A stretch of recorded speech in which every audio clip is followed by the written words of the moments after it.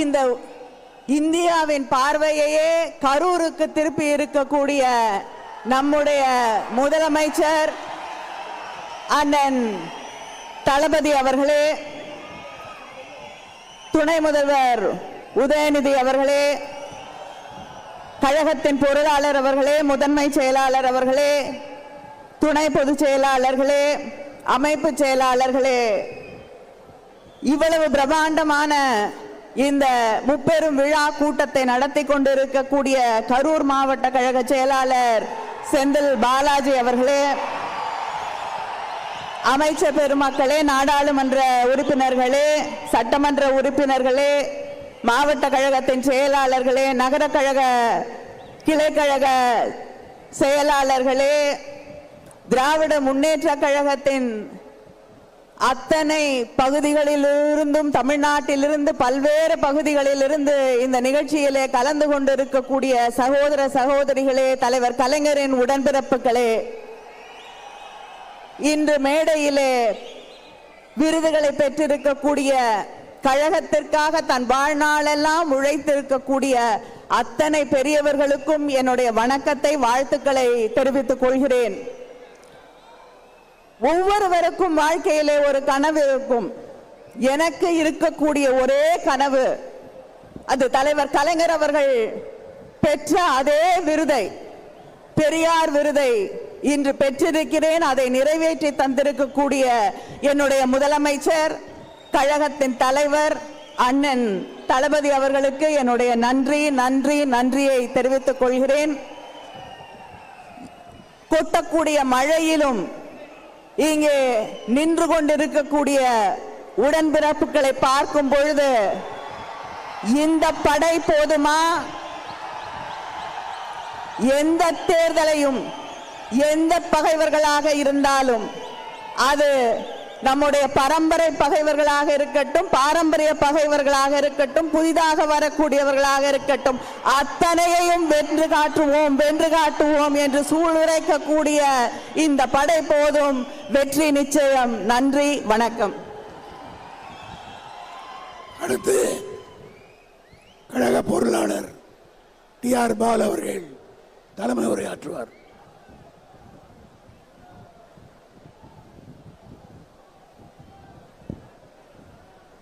அனைவருக்கும் என்னுடைய வணக்கம். அடுத்து முப்பெரும் விழா நிறைவுரையை ஆரியர் தலைவர் தளபதியார் அவர்கள் நடத்துவார்கள். வணக்கம்.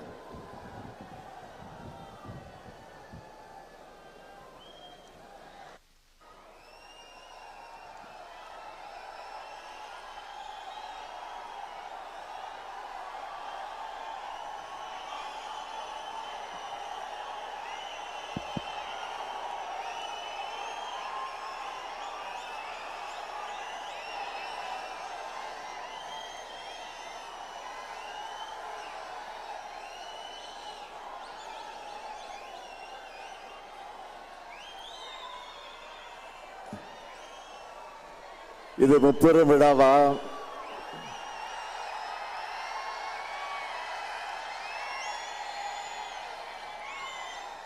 விரைவில் நாம் சந்திக்க இருக்கக்கூடிய வெற்றி விழாவா?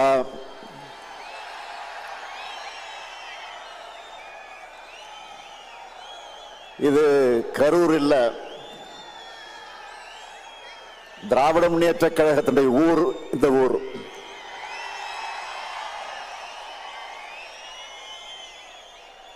இது கரூர் இல்ல, திராவிட முன்னேற்ற கழக ஊர். இந்த ஊர் கொட்டும் மழையிலே தான் அறிஞர் அண்ணா அவர்கள் இதே நாளில் வடசென்னை பகுதியில் அமைந்திருக்கக்கூடிய ராபின்சன் பூங்காவில தொடங்கி வைத்த போது கொட்டுகின்ற மழையில தொடங்கி வைத்தார்கள். கொட்டுகின்ற முறையில தொடங்கி வைத்த இந்த கழகம் 75 ஆண்டு காலம் மட்டுமல்ல, 100 ஆண்டு நாம் காண போகிறோம்.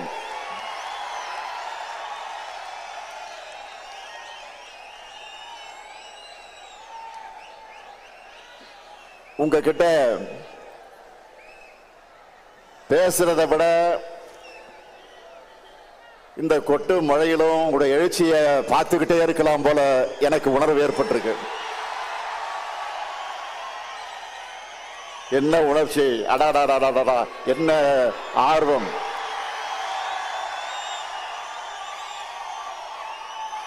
என் உயிரோடு கலந்திருக்கக்கூடிய முத்தமிழங்க தலைவர் கலைஞர் அவர்களின் உடன்பிறப்புகளே, உங்களுக்கு என்னுடைய முதல் வணக்கம்.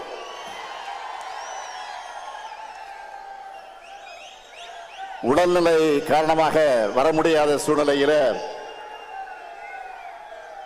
இந்த நிகழ்ச்சிகள் அனைத்தையும் தொலைக்காட்சியில நேரடியாக தொலைக்காட்சியில பார்த்து கொண்டிருக்கக்கூடிய பொதுச் செயலாளர் அண்ணன் துரைமுருகன் அவர்களுக்கும் என்னுடைய வணக்கம்.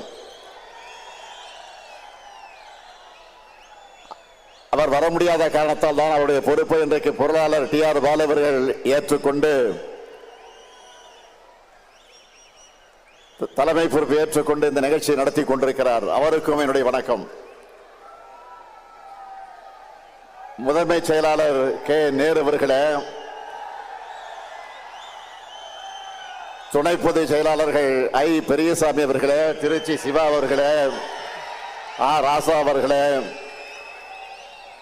என்னுடைய அருமை தங்கை கனிமொழி கருணாநிதி அவர்களே, அந்தியூர் செல்வராஜ் அவர்களே, மாண்புமிகு துணை முதலமைச்சர் இளைஞரணி செயலாளர் தம்பி உதயநிதி உள்ளிட்ட மாண்புமிகு அமைச்சர் பெருமக்களே, வரவேற்புரை ஆற்றியிருக்கக்கூடிய கரூர் மாவட்ட கழகத்தினுடைய செயலாளர், என்னுடைய இனிய சகோதரர், அருமை சகோதரர், பாசமிகு சகோதரர், ஆற்றல் மிகு சகோதரர், செயல் வீரர் செந்தில் பாலாஜி அவர்களே, மாவட்ட கழக ஆற்றல் மிக்க மாவட்ட கழகத்தினுடைய செயலாளர்களே, நாடாளுமன்ற சட்டமன்ற முன்னாள் இந்நாள் உறுப்பினர்களே, உள்ளாட்சி அமைப்புகளை சார்ந்த பிரதிநிதிகளே, அமைப்பு செயலாளர் RS பாரதி அவர்களே, செய்தி தொடர்பு தலைவர் TKS இளங்கோவன் உள்ளிட்ட தலைமை கழக நிர்வாகிகளே, பல்வேறு விருதுகளை பெற்றிருக்கக்கூடிய விருதாளர்களே, பல்வேறு அணிகளின் செயலாளர்களே, பொறுப்பாளர்களே, உங்கள் அனைவருக்கும் என்னுடைய அன்பான வணக்கம். இந்த ஆண்டு முப்பெரு விழாவை கரூர்ல நடத்த வேண்டும் என்று அனுமதி கேட்டு அருமை சகோதரர் செந்தில் பாலாஜி அவர்கள் என்னிடம் வந்தார். நானும் ஒப்புதல் அளித்தேன். பொதுக்கூட்டம்னு சொல்லிட்டு மாபெரும் எழுச்சி மாநாட்டையே இங்கே ஏற்பாடு செஞ்சிருக்கிறார் செயல் வீரர் செந்தில் பாலாஜி அவர்கள்.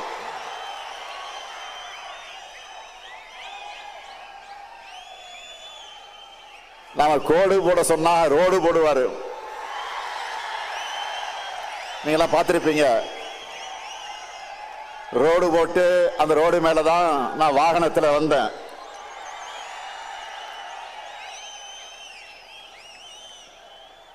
மேற்கு மண்டலத்தில் எதிரிகளுக்கெல்லாம் ஒரு சிம்ம சொப்பனமாக இருக்கக்கூடியவர் தான் நம்முடைய செந்தில் பாலாஜி அவர்கள்.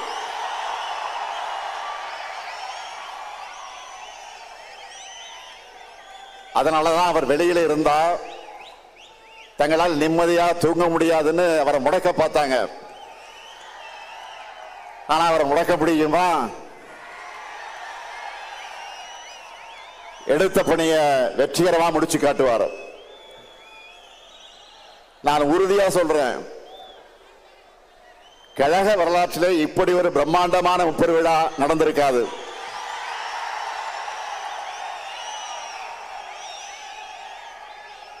கொட்டுக்கிட்ட மழையாக இருந்தாலும் அதையெல்லாம் பொருட்படுத்தாம நீங்க எல்லாம் குடையை பிடிச்சுக்கிட்டு நாக்கால தூக்கி தலைமையில வச்சுக்கிட்டு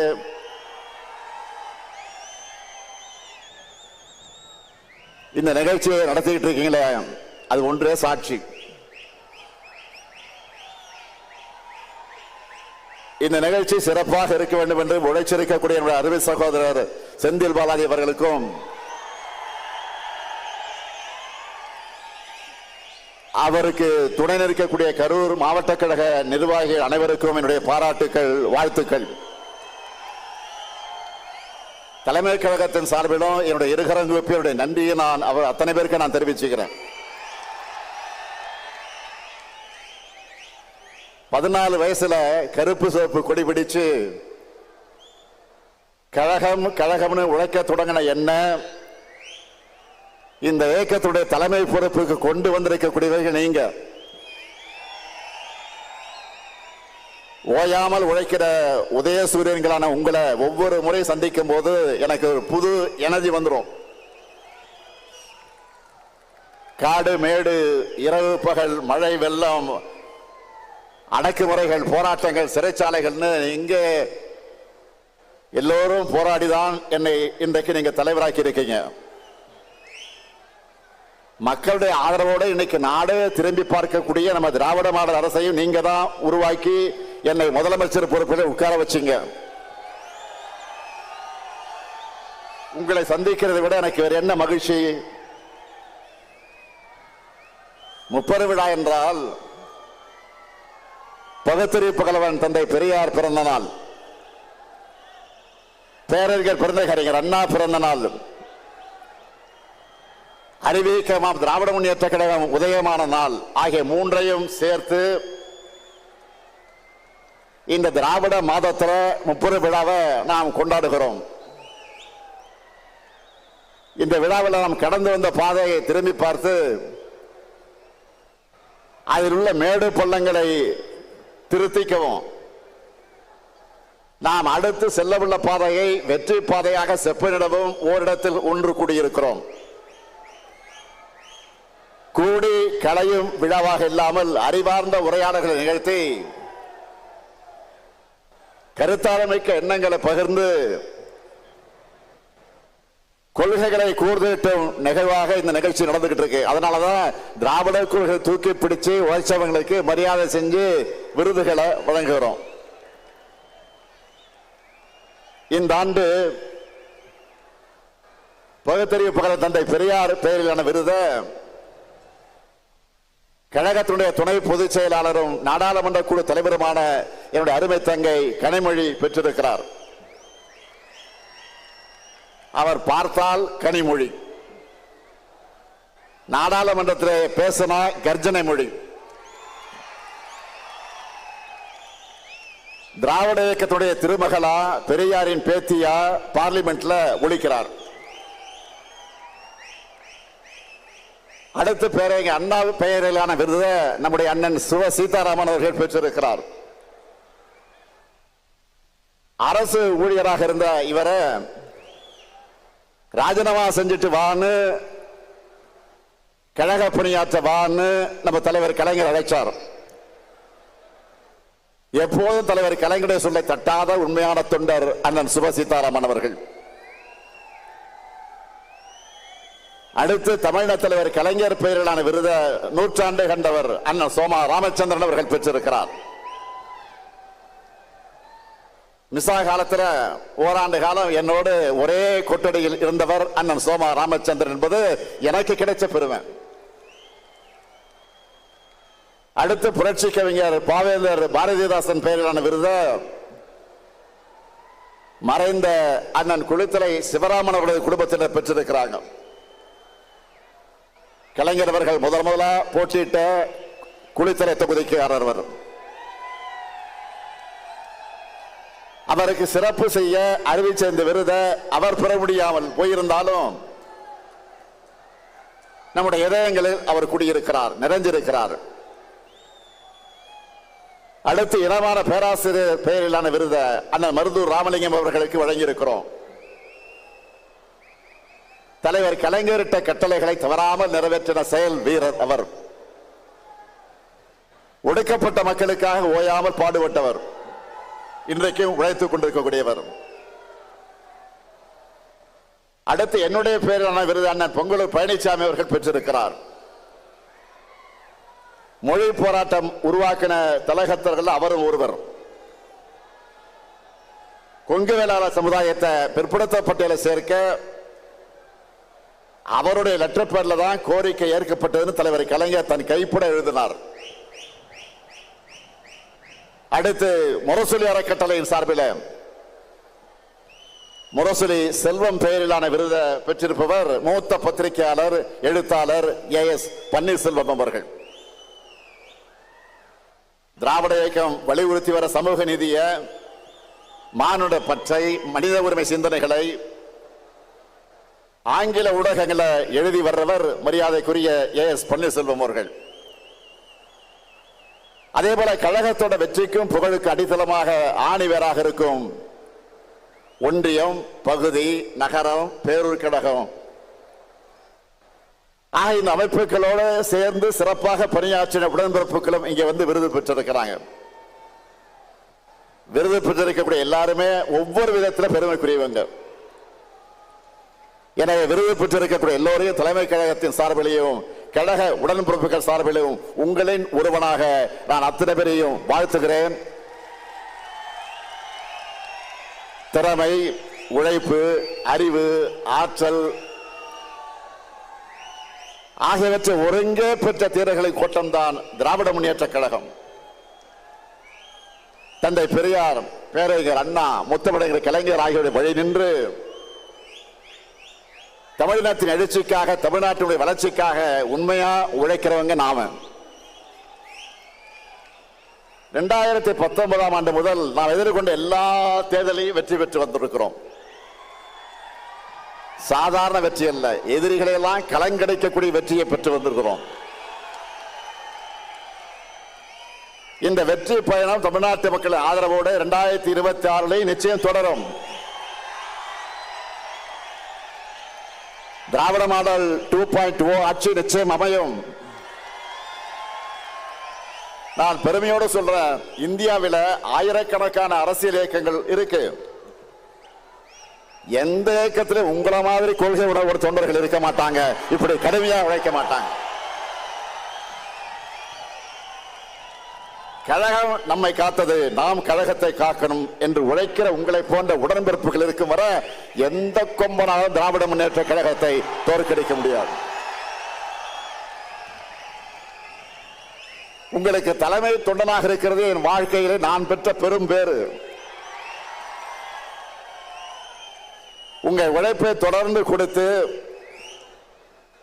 திராவிடம் உயர்த்த தமிழ்நாட்டை தலைகுனிய விடமாட்டோம்னு 2026 தேர்தலில் நீங்க களப்பணி ஆற்றணும். அதன் மூலமாக தொடர்ந்து திமுக ஆட்சி அமைஞ்சதுன்னு நம்ம புது வரலாறு படைக்கணும். வரலாறு படைக்கலாமா? வரலாறு படைக்கலாமா? தயாராகிட்டீங்களா? தயாராகிட்டீங்களா? அதுக்காகத்தான் ஓரணியில் தமிழ்நாடு ஒரு பரப்புரையை முன்னெடுத்து தமிழ்நாடு முழுக்க எல்லா கிராமங்களுக்கும் சென்று, எல்லா வீடுகளுக்கும் சென்று 1 கோடிக்கும் அதிகமான குடும்பங்களை நம்ம இயக்கத்தில் ஒன்றிணைச்சிருக்கிறோம். 1 கோடி குடும்பங்கள் நம்ம நம்பி இணைந்திருக்காங்க என்றால் அந்த நம்பிக்கைக்கு என்ன காரணம்? தமிழ்நாட்டை காக்கும் காவல் அரண் திராவிட முன்னேற்ற கழகம் மட்டும்தான். அதுக்கு துணையாக இருப்போம்னு அவங்களுக்கும் இன்றைக்கு ஒருங்கிணைந்திருக்கிறாங்க. தமிழ்நாட்டுடைய வளர்ச்சிக்கு இடையூறு செய்கிறது எந்த கொள்கைன்னு மக்களுக்கு நல்லா தெரியும். அது காவி கொள்கை. 2000 ஆண்டுகளா அந்த கொள்கைக்கு எதிராக திராவிடம் இந்த இயக்கம் போராடிக்கிட்டு இருக்கு. இன்னைக்கு அந்த கொள்கையோட அரசியல் முகம் யார்? பாஜக. ஒன்றியத்தினாலும் பாஜக அரசோடு நம்ம தொடர்ந்து போராடிக்கிட்டு இருக்கிறோம். 2 நாட்களுக்கு முன்பு கூட எதிர்க்கட்சி தலைவர் பழனிசாமி அவர்கள் என்ன பேசி இருக்கிறாரு? கடந்த அதிமுக ஆட்சியை காப்பாற்றினத பாஜக தான் உண்மையை பேசி இருக்கிறார். அந்த கைப்பாவை அரசை தமிழ்நாட்டு மக்கள் தூக்கி எறிய திமுக தான் காரணம்னு நம்ம மேல பாஜக வன்மத்தை கூட்டிட்டு இருக்கிறாங்க. அதனாலதான் தொடர்ந்து நமக்கு இவ்வளவோ குடைச்சலை கொடுத்துக்கிட்டு இருக்கிறாங்க. அதை பார்த்து முடங்கிடுவோம்னு நினைச்சாங்க. திமுக என்ன மிரட்டலுக்கு பயப்படுகிற கட்சியா? இந்தியாவிலேயே முதல் முறையாக ஒரு மாநில கட்சி ஆட்சியை பிடிச்ச வரலாறு உருவாக்கணுங்க நாம. 71 ஆண்டு கால ஹிஸ்டரி இருக்கு நமக்கு. அதுக்கப்புறம் தமிழ்நாட்டு அரசியலுக்கு வந்து எல்லா கட்சிகளுமே திமுகவை அழிப்போம் ஒழிப்போம் சொன்னாங்க. ஏன் இப்பவும் சில பேர் பேசிக்கிட்டு இருக்காங்களே, இப்பவும் திமுகவுக்கு நாங்க தான் மாற்றணும் பேசுறாங்க. என்ன மாத்த போறாங்க? என்ன மாத்த போறாங்க?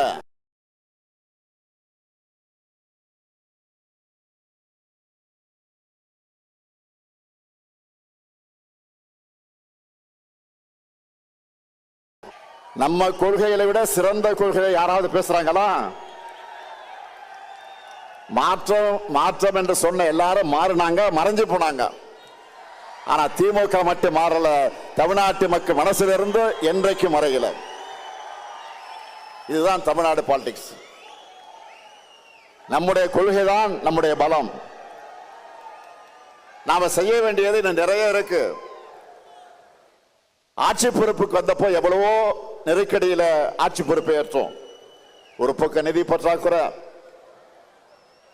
இன்னொரு பக்கம் கொரோனா பெருந்தொற்று. இதெல்லாம் தாண்டி 4.5 ஆண்டுகள்ல இந்தியாவில் எந்த மாநில அரசு செய்யாத அளவுக்கு ஏராளமான திட்டங்களை செயல்படுத்தி தமிழ்நாட்டை நோக்கி முதலீடுகளை ஈர்த்து வேலை வாய்ப்புகளை உருவாக்கி இந்தியாவிலேயே டபுள் டிஜிட் பொருளாதார வளர்ச்சி எட்டி இருக்கக்கூடிய ஒரே மாநிலம் எதுன்னு கேட்டா தமிழ்நாடு நெஞ்சு நிமித்தி சொல்ற அளவுக்கு முதன்மை மாநிலமாக முன்னேற்றி இருக்கிறோம். இதனாலதான் நம்ம திராவிட மாடல் அரசை பார்த்தா சிலருக்கு வயிறு எரியுது. வாய்க்கு வந்த அவதூறுகளை எல்லாம் அள்ளி வீசுறாங்க. அவங்களுடைய கண்ணீர் ஆட்டுக்காக ஓனாய் வடிக்கிற கண்ணீர். எதிர்க்கட்சி தலைவர் பழனிசாமி அவர்கள் தங்கிட்ட ஆட்சி அதிகாரம் இருந்தப்போ எதையும் செய்யாம தமிழ்நாட்டு உரிமைகளுக்காக குரல் கொடுக்கிற தெம்போ திராணி இல்லாம அடிமை சாசனம் எழுதி கொடுத்தார். பாஜக தன்னோடு இருக்குன்னு இப்பவும் வாய் துடுக்கோடு பேசிட்டு இருக்கிறாரு. எதிர்க்கட்சி தலைவர் மாண்பே இல்லாம தரந்தாழ்ந்து என்னை உரிமையில பேசிட்டு இருக்கிறார். கொள்கை இல்லாம தொடை நடுங்கும் பழனிசாமி அவர்களுடைய தரத்தை மக்களோட அந்த மக்கள் தெளிவாக எடை போட்டு பார்ப்பாங்கன்னு நானும் விட்டுட்டேன். ரெய்டுகள் இருந்து தன்னை காப்பாத்திக்க அதிமுகவை அடை வச்சுட்டார். திராவிடம்னா என்னன்னு கேட்டப்போ அதெல்லாம் எனக்கு தெரியாதுன்னு சொன்ன அவர்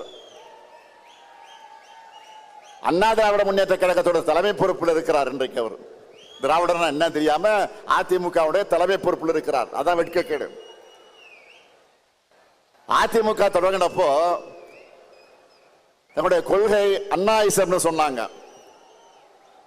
அதை இப்ப பழனிசாமி அவர்கள் அடிமையிசம்னு மாத்தி அமித்ஷாவே சரணம்னு மொத்தமா சரண்டர் ஆகிட்டார். முழுசா நடந்த பிறகு முக்காடு எதுக்குன்னு கேட்பாங்க. அந்த மாதிரி நேற்று டெல்லியில கார் மாறி மாறி போன பழனிசாமியை பார்த்து இப்ப எல்லாரும் என்ன சொல்றாங்க தெரியுமா? காலையே விழுந்த பிறகு முகத்தை மூட கர்ச்சீஃப் எதுக்குன்னு தான் எல்லோரும் கேட்கிறாங்க.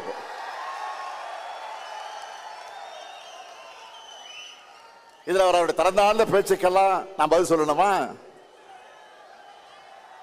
தேவையில்லைதான். ஆனா மக்களாட்சியில மக்களுக்கு மதிப்பளிச்சு பதிலளிக்க வேண்டிய பொறுப்பு கடமையும் நமக்கு இருக்கு. அது வெறும் சொல்லால அல்ல, செயல்களாலும் திட்டங்களாலும் பதில் சொல்லிட்டு இருக்கிறோம். கலைஞர் மகளிர் உரிமை திட்டம், விடியல் பயண திட்டம், காலை உணவு திட்டம், புதுமை பெண் திட்டம், தமிழ் புதல்வன் திட்டம், நான் முதல்வன் திட்டம், மக்களை தேடி மருத்துவம், இன்னுயிர் காப்போம், நம்மை காக்க 48, ஊட்டச்சத்த உறுதி செய், தோழி விடுது, கலைஞர் கனவு இல்லம், உங்களுடன் ஸ்டாலின், நலங்காக்கும் ஸ்டாலின், தாயுமானவர் திட்டம், அன்பு கரங்கள்னு லிஸ்ட் பெருசா இருக்கு. என்னுடைய பலன்களை பத்தி நான் சொல்றதை விட இந்த பயன்களை பத்தி நான் சொல்றதை விட கோடிக்கணக்கான மக்களை தினமும் சொல்லிக்கிட்டு இருக்கிறாங்க. அது மட்டுமல்ல, ஒன்றிய பாஜக அரசோட மக்கள் விரோத செயல்பாடு அனைத்தையும் துணிச்சலா நேருக்கு நேர் ஏத்துக்கிட்டு இருக்கிறோம். தொகுதி மறைவரன்னு சொன்ன உடனே அதை எதிர்த்து நிற்கிறோம். கவர்னரை வச்சு நம்மை முடக்க நினைச்சா சட்ட ரீதியா அதை எதிர்த்து நிற்கிறோம். முக்கியமா மாநிலங்கள் தான் வலிமையான நாட்டுக்கு அடித்தல் என்பதை அழுத்த நிறுத்தமா சொல்ல மத்திய அரசு இல்ல ஒன்றிய அரசுன்னு அழுத்தி சொல்றோம். இப்படி போராடி போராடி தமிழர்களை தமிழ்நாட்டை தலை நிமிர்த்துகிறோம். இப்படி தலை நிமிர்ந்த தமிழ்நாட்டை ஒரு நாளும் தலைகுனிய விட மாட்டோம். அதனால்தான் சொல்றேன், பேரறிஞர் அண்ணாவுடைய கொள்கை பட்டாளமே, தலைவரை கலைஞருடைய உயிரினும் உயிரான உடன்பிறப்புகளே, தனி நபர்கள் தோன்றுவார்கள் மறைவார்கள், கட்சிகள் வரும் போகும், ஆனா தமிழ்நாட்டினுடைய தனிப்பெருமை நிரந்தரமானது. தமிழ் மொழியுடைய சீரழிமை நிரந்தரமானது. நம்முடைய மக்களுடைய உரிமை காக்கப்படணும். இந்த தமிழ் மண் தான் நமக்கு எல்லாத்தையும் கொடுத்துச்சு. இந்த மண்ணை காக்கிற பொறுப்பு கடமையும் நமக்குத்தான் இருக்கு. டெல்லி நம்ம மேல எப்படியெல்லாம் ஆதிக்கம் செலுத்துறாங்க, ஒன்றா ரெண்டா இந்தி மொழியை திணிக்கிறாங்க. நம் மாணவர்களை பலி வாங்கக்கூடிய நீட் தேர்விலிருந்து விலக்கு தர மறுக்கிறாங்க. நம்ம பசங்க படிக்கிறதுக்கான கல்வி நிதியை கூட விடுவிக்க மறுக்கிறாங்க. கீழடியின் தொன்மையை மறைக்கிறாங்க. வாக்காளர் பட்டியல் திருத்தம் என்ற பெயர்ல நம்மோட வாக்குரிமையை பறிக்கிறாங்க. ஆனால் அன்னாலும் சரி இன்னாலும் சரி என்னாலுமே அடக்கு முறைக்கு இங்கே நோ என்ட்ரி தான். ஆதிக்கத்துக்கு இங்கே நோ என்ட்ரி தான். திணிப்புக்கு இங்கே நோ என்ட்ரி தான். மொத்தத்தில் இங்க பாஜகவுக்கு நோ என்ட்ரி தான். இது பெரியார் அண்ணா கலைஞர் செதுக்கின தமிழ்நாடு. 3 முறை ஒன்றியத்தை தொடர்ந்து ஆட்சி அமைச்சோம். தமிழ்நாட்டில் மட்டும் உங்களுடைய மோடி பஸ்தார் மேல பலிக்கலையே. இன்னுமா எங்களை பத்தி உங்களுக்கு தெரியல? இங்க இருக்கவங்களுக்கு மட்டும் இல்ல, இந்த 30 விழாவை டிவியில சோசியல் மீடியால பார்த்துக்கிட்டு இருக்கக்கூடிய ஒவ்வொருத்தருக்கும், குறிப்பா இளைஞர்களுக்கு சொல்றேன், தலைமுறை தலைமுறையா நாம போராடி எத்தனையோ பேர் உயிர் தியாகம் செஞ்சு பெற்று தந்த உரிமைகள் எல்லாம் நம் முன்னாடியே பறிபோக அனுமதிக்கலாமா? பாஜகவை போய் நாம தடுத்து நிறுத்தலனா அடுத்த மாநிலங்களே இருக்கக்கூடாது என்பதை நோக்கித்தான் நகருவாங்க. ஏற்கனவே காஷ்மீர் அதுல ட்ரையலை பார்த்துட்டாங்க. எப்படி இந்தி மட்டுமே ஆட்சி மொழின்னு ஒரு நிலை உருவானப்போ தமிழ்நாடு போராடி மொழி போர் நடத்தி ஒட்டுமொத்த இந்தியாவை காப்பாத்திச்சோ, அதே மாதிரி இப்போ ஒரு உரிமை போரை நடத்தி நாட்டை காப்பாற்ற வேண்டிய வரலாற்று கடமை நமக்கு இருக்கு. நாம் இதை செய்யலன்னா நம்ம குழந்தைகளுடைய எதிர்காலம் என்ன ஆகும்? இதுக்கு போராடவில்லை என்று சொன்னால் எதற்கு போராடுவது? இதுதான் முக்கியம். இந்த போராட்டத்தில் முன்கள வீரனா உங்க கூட 23 வயசுல எமர்ஜென்சி எடுத்து ஜெயிலுக்கு போன இந்த முத்துவேல் கருணாநிதி ஸ்டாலின் இருக்க. இந்த மேடையில் என்று உறுதியோடு சொல்றேன், நம்ம தாய்மார்கள், சகோதரிகள், உழவர்கள், இளைஞர்கள், உழைப்பாளர்கள் எல்லோரும் நல்லனையும் காக்க தொடர்ந்து உழைப்பேன். தமிழ்நாட்டுடைய ஒவ்வொரு குடும்பத்துக்கும் ஒவ்வொரு மாவட்டத்துக்கு தேவையானதை தொடர்ந்து பார்த்து பார்த்து செஞ்சு கொடுப்பேன். நமக்கு துணையா பெரியார், அண்ணா, கலைஞர் அவர்கள் விதத்த உணர்வு நம்மிடத்தில் இருக்கு. 8 கோடி தமிழ் மக்களோட ஆற்றலும் ஆதரவும் நமக்கு பக்கபலமாக இருக்கு. இதே உறுதியோடு போராடுவோம். இப்ப நாம முன்னெடுக்கிற போராட்டம் ஒரு கட்சிக்கான போராட்டமோ, முதலமைச்சர் பொறுப்புக்கான போராட்டமோ, ஆட்சி அதிகாரத்திற்கான போராட்டமோ இல்லை. தமிழ்நாட்டு மக்களுக்கான போராட்டம், தமிழ்நாட்டுக்கான போராட்டம். இதுக்கு தமிழ்நாடு முழுக்க ஓரணையில் திரளணும். இந்த கரூர் மண்ணில் நின்று தந்தை பெரியார் பிறந்த நாள்ல உறக்க சொல்வோம், தமிழ்நாட்டை தலைகுனிய விடமாட்டேன். டெல்லிக்கு கேட்கிற மாதிரி எல்லாரும் சேர்ந்து சொல்லணும். தமிழ்நாட்டை தலைகுனிய விடமாட்டேன், தமிழ்நாட்டை தலைகுனிய விடமாட்டேன், தமிழ்நாட்டை தலைகுனிய விடமாட்டேன். தமிழ்நாடு போராடும், தமிழ்நாடு வெல்லும், தமிழ்நாடு போராடும், தமிழ்நாடு வெல்லும். விடைபெறுவதற்கு முன்னாடி உங்கள் அத்தனை பேருக்கு ஒரு அன்பான வேண்டுகோள். பல்வேறு பகுதிகளிலிருந்து வந்திருக்கீங்க. உடன்பிறப்புக்கு எல்லோரும் ஊருக்கு திரும்புகிற நேரத்தில் பத்திரமாக நீங்கள் வீட்டுக்கு திரும்பணும். அதிக பயணங்கள் வேண்டாம், பத்திரமாக வீட்டுக்கு போங்க. நன்றி, நன்றி, வணக்கம்.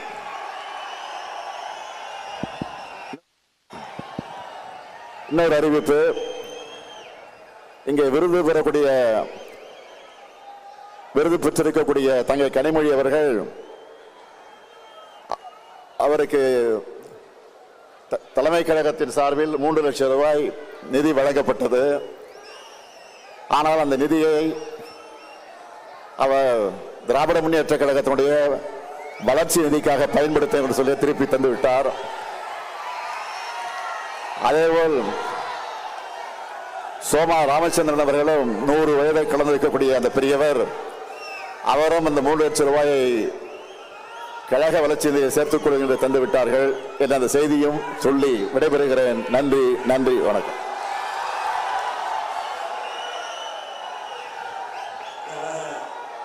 தலைவர் அவர்களே, முதல் பொருளாளர் அவர்களே, முதன்மை செயலாளர் அவர்களே, துணை பொதுச் செயலாளர்களே, இங்கே கழகத்திற்காக பணியாற்றி விருது பெற்ற விருதாளர்களே, இந்த நிகழ்ச்சியை மிகச் சிறப்பாக ஏற்பாடு செய்து